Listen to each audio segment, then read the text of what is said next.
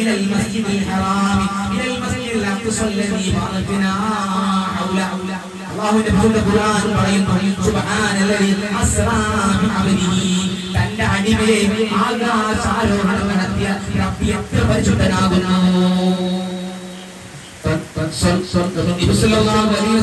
തങ്ങളുടെ ശരീരം കൊണ്ട് തന്നെയാണ് അല്ലാഹുവിന്റെ ആദരത്തിലേക്ക് കടന്നു ചെന്നത്.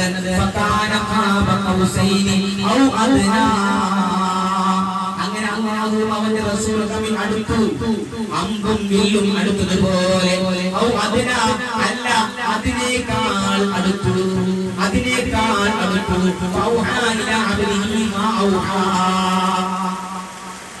അല്ലാഹു അവന്റെ റസൂലിലേക്ക് നൽകാനുള്ളതെല്ലാം നൽകി.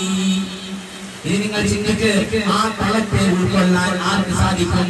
അവിടെയാണ് മഹാന്മാരുടെ പവർ മനസ്സിലാക്കുന്നത്.